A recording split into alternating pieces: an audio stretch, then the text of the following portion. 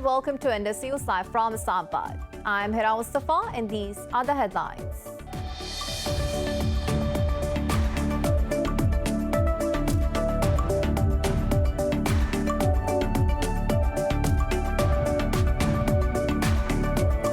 In Iran, Ebrahim Raisi, a judge who is subject to US sanctions, has won the presidential election by landslide.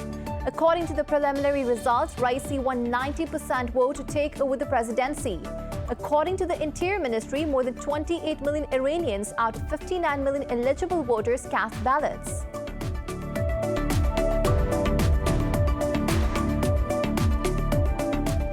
Pakistan says the US should systematically withdraw from Afghanistan to prevent anarchy, civil war, and instability there. In an interview, Foreign Minister Shah Mahmood Qureshi warned that Afghanistan may face a situation it had experienced in the 1990s. Meanwhile, the Taliban claimed to have captured the Bahrak district in Afghanistan's northeastern Takhar province.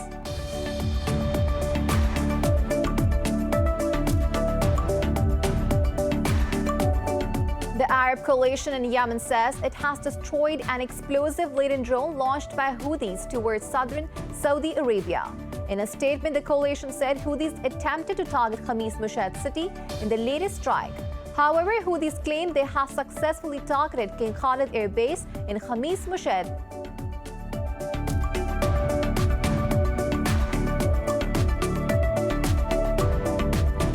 The United Nations has called for all member states to prevent the flow of arms into Myanmar. It also urged the military to respect November election results and release all political detainees. However, Myanmar's envoy to the world body, Kyaw Mo Tun, regretted that it was not more explicit about an arms embargo.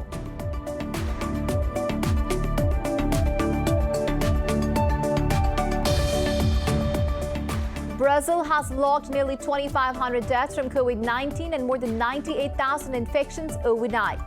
Meanwhile, Palestine has cancelled a deal with Israel to provide 1 million COVID-19 jabs as the doses were about to expire.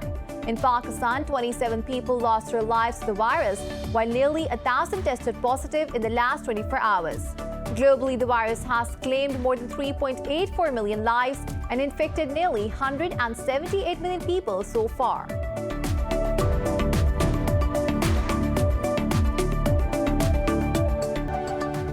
Well, those were the headlines. News in detail coming after the short break. Stay with us.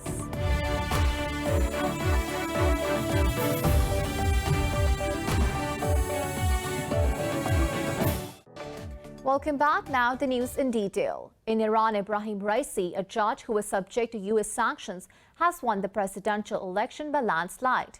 According to the preliminary results, Raisi won 75% votes to take over the presidency.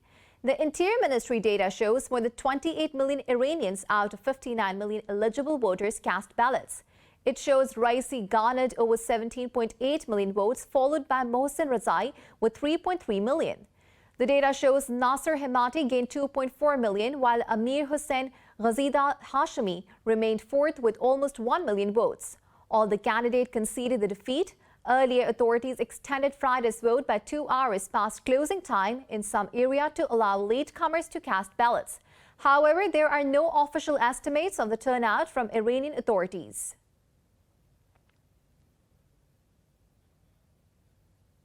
Pakistan says the US should systematically withdraw from Afghanistan to prevent anarchy, civil war, and instability there. In an interview, Foreign Minister Shah Mahmood Qureshi warned that Afghanistan may face a situation it had experienced in the 1990s. The Foreign Minister noted Afghans have paid the biggest price. He said the ownership and the responsibility lie on the Afghan leadership, and Pakistan can only facilitate the peace process. Earlier, Qatar said it has not yet made tangible progress with Afghan peace talks being held in its capital, Doha. Meanwhile, the Taliban claimed to have captured the Bahrak district in Afghanistan's northeastern Takhar province.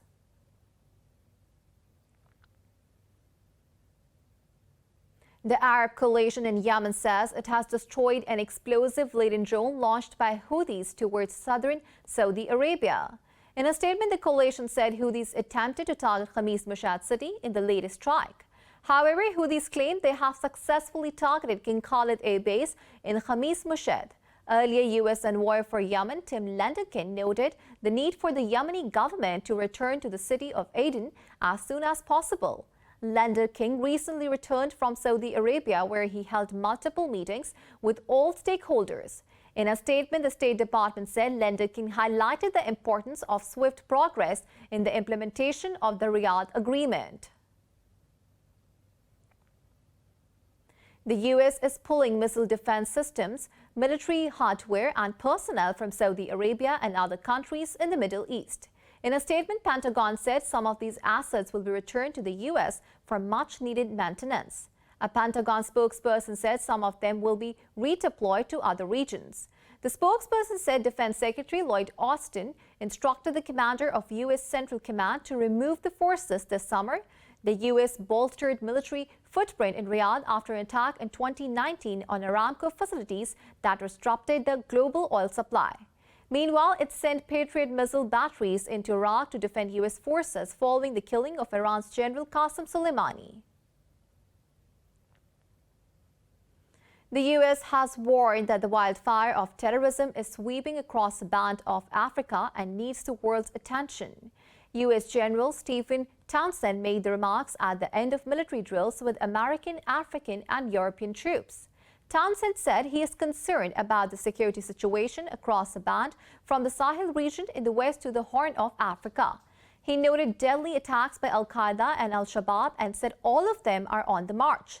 The African Lion War Games, which lasted nearly 2 weeks, stretched across Morocco with smaller parts held in Tunisia and Senegal.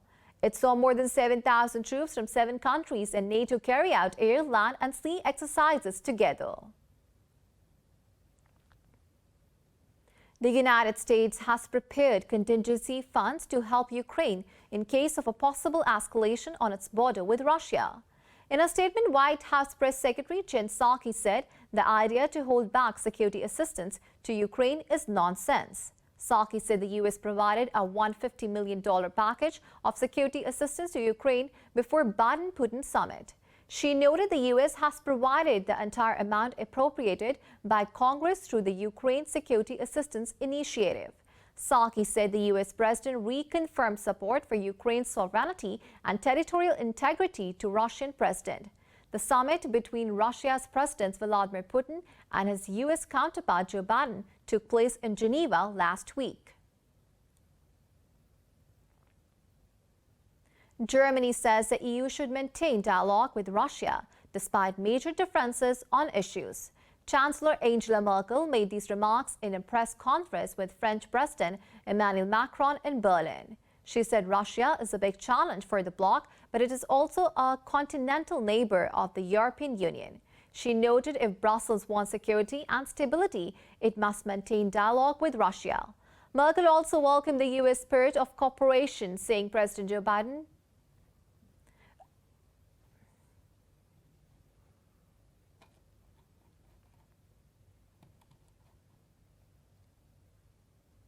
Brazil has logged nearly 2,500 deaths from COVID-19 and more than 98,000 infections overnight. Globally, the virus has claimed more than 3.84 million lives and infected nearly 178 million people so far. More in this report. As Brazil's official death toll approaches 500,000, the Senate is probing whether President Jair Bolsonaro deliberately delayed securing timely supplies of vaccines. While some epidemiologists say Brazil's real figure is significantly higher. Bolsonaro argues official death toll from his own health ministry is greatly exaggerated. Over in the north, Canada has extended border restrictions on non-essential travel with U.S. until July 21st. In the U.S., President Joe Biden took a cautious victory lap as he announced that 300 million vaccine shots have been administered in the 150 days since he took office. And the truth is that deaths and hospitalizations are drastically down in places where people are getting vaccinated. But unfortunately, cases and hospitalizations are not going down in many places in the lower vaccination rate states. They're actually going up in some places.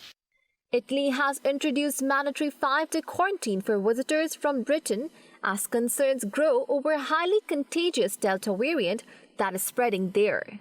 In the Netherlands, face masks will mostly no longer be required and other restrictions will ease from next week after a drop in cases. Meanwhile, AstraZeneca said the European Union lost a legal case over the vaccine supply as the court rejected bloc's request for more deliveries by the June end. Over in Palestine, health authorities cancelled a deal with Israel to provide 1 million COVID-19 jabs as the doses were about to expire. After an examination by the Health Ministry staff of the first Pfizer vaccine shipment that was received today from Israel and that made up around 90,000 doses, it was found that they did not meet specifications in the agreement. Prime Minister Mohammad Shatayyeh instructed the Health Minister to cancel the vaccine exchange agreement with Israel and to return today's shipment to Israel. In India, more than 1,600 people lost lives and over 60,000 tested positive in the last 24 hours. Meanwhile, World Health Organization voiced alarm over surging cases across Africa as more contagious variants spread amid dangerously low vaccination rates. Pakistan has reported 27 deaths from coronavirus in the last 24 hours, the lowest since March 21st. The Health Ministry says 991 people tested positive for the virus overnight. The positivity rate for the virus stands at 2.14%. The country has reported almost 22,000 deaths and over 947,000 cases since the pandemic began, of which more than 889,000 people have recovered, while over 35,000 cases are still active. The ministry says the country has administered nearly 13 million vaccine doses so far. Pakistan joins the international community in commemorating the International Day for the Elimination of Sexual Violence in Conflict.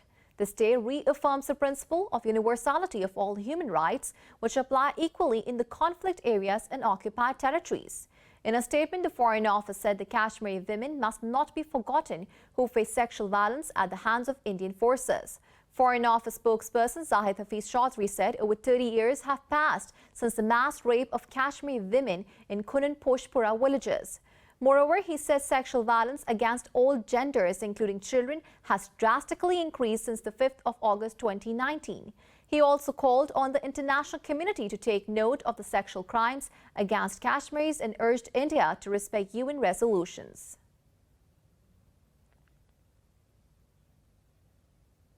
In India's northern Uttar Pradesh state, several press bodies have slammed police for filing cases against Muslim journalists and a news portal. They were charged for their tweets and reports on the attack of an elderly Muslim man earlier this month. In separate statements, the journalists demanded an immediate withdrawal of first information reports. On Thursday, police also summoned Twitter's top official in India for not stopping a video of the attack from going viral. 3 members of the opposition Congress party, who are all Muslims, have also been booked for their tweets. On the 5th of June, an elderly Muslim man of Uttar Pradesh state was severely beaten for hours by some men. Under the patronage of the nationalist government, Hindu extremist groups often target India's Muslim minority. More news stories coming up after the short break. Stay with us.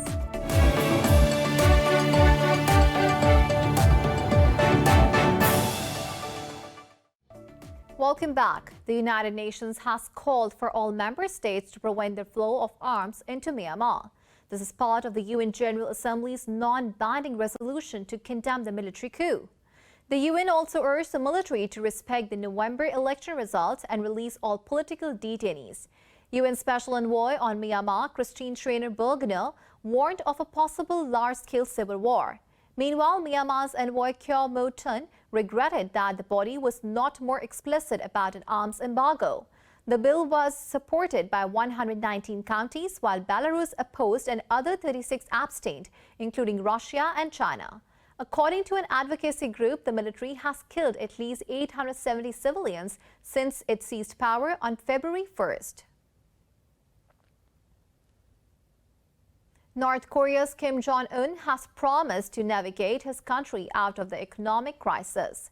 Kim made these remarks at his party's Central Committee meeting in Pyongyang. State media says Kim has appointed new members of the powerful Politburo of the ruling Workers' Party During earlier sessions, he acknowledged food shortages and urged officials to prepare for both dialogue and confrontation with the U.S. Kim's remarks came as U.S. Special Representative for North Korea, Sung Kim, arrived in South Korea. During his 5-day stay, he will hold talks with Japanese and South Korean counterparts over stalled nuclear diplomacy. In Armenia, supporters of opposition candidate Robert Kocharyan rallied ahead of snap parliamentary elections this weekend. Prime Minister Nikol Pashinyan had called the early polls to end a political crisis after last year's war with Azerbaijan.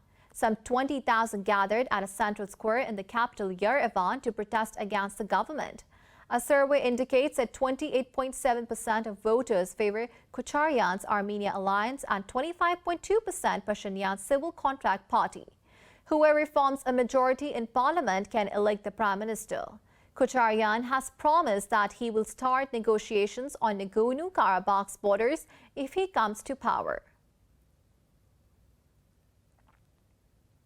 The United States has hailed its partnership with Poland in addressing regional and global challenges. Secretary of State Antony Blinken spoke with his Polish counterpart Zbigniew Rau over the phone. The State Department says Blinken emphasized the strength of the alliance to NATO and the transatlantic community. In a statement, spokesperson Ned Price said the secretary highlighted the importance of democratic values. Price said both leaders also discussed bilateral cooperation to counter threats posed by the Nord Stream 2 gas pipeline. This comes as Poland looks to assume the chair of the Organization for Security and Cooperation in Europe in 2022. In the U.S. city of Oregon, police have declared dwelling protests by the Proud Boys extremist group and the anti-fascist Antifa a riot. This came after clashes between two groups broke out at a local park. Witnesses said it was the largest gathering of Proud Boys seen in one place this year in the city. Both sides threw pepper spray and smoke flares and used mace on counter-protesters. Police ordered both groups to leave the park after the brawl. It is not immediately clear if they made any arrests.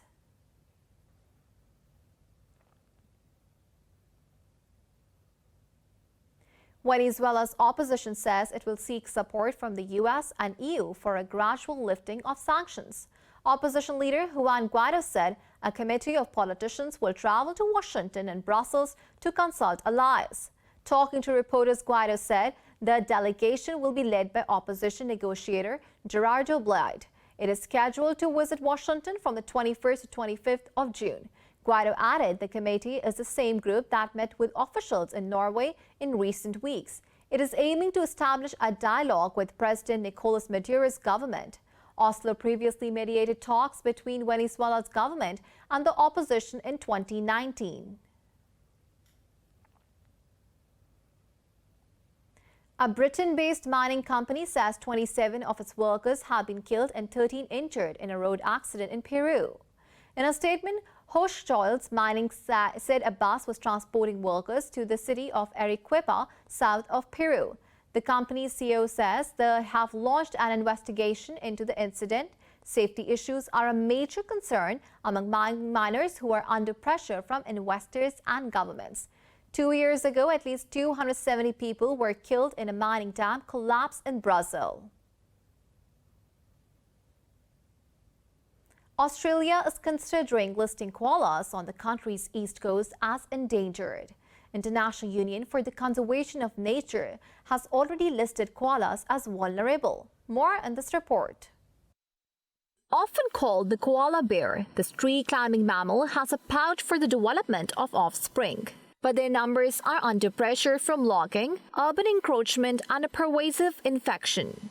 Bushfires across New South Wales and Queensland states in 2019 and 2020 are estimated to have killed as many as 30% of the population.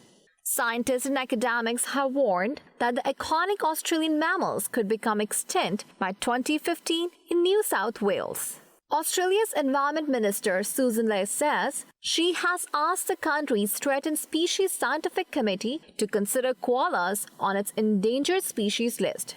Koalas need a lot of space, about 100 trees per animal, a pressing problem as Australia's woodlands continue to shrink. In the United States, California's extreme drought has compelled farmers to employ different methods to water their crops. A farmer in California's Central Valley has now no option but to fallow 2,000 of his 6,000 acres and dig deep for water. This report has the details.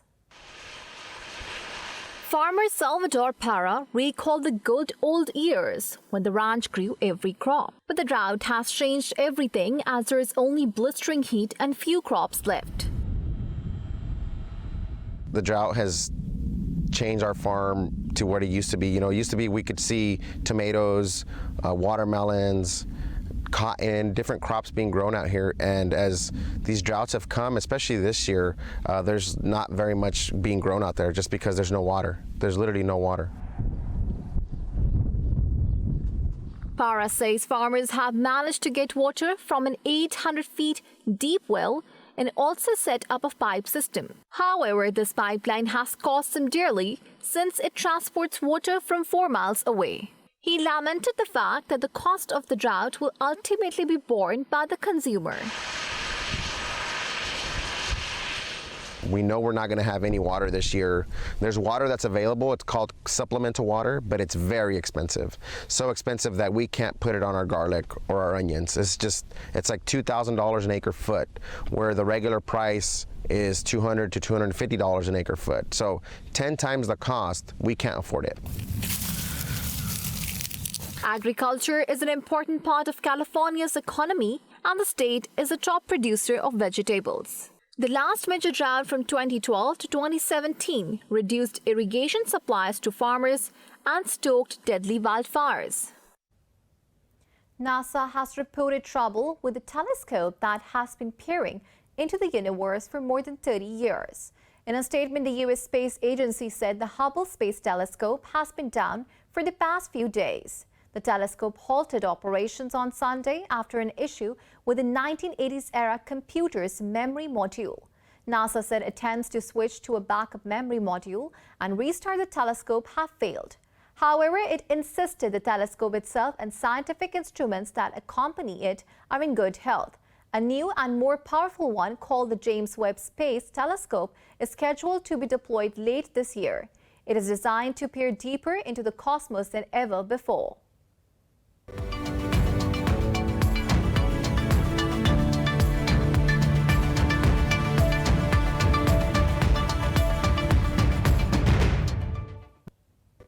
Boeing Corporation's 737 MAX 10 has successfully landed at Renton Municipal Airport near Seattle after its maiden flight.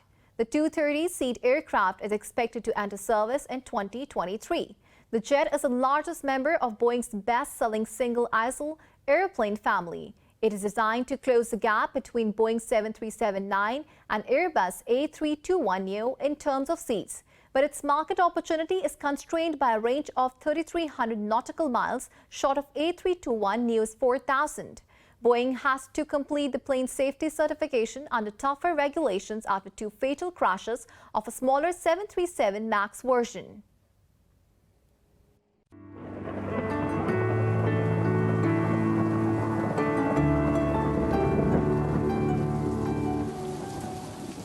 Now it's time to have a look at the weather update across the globe.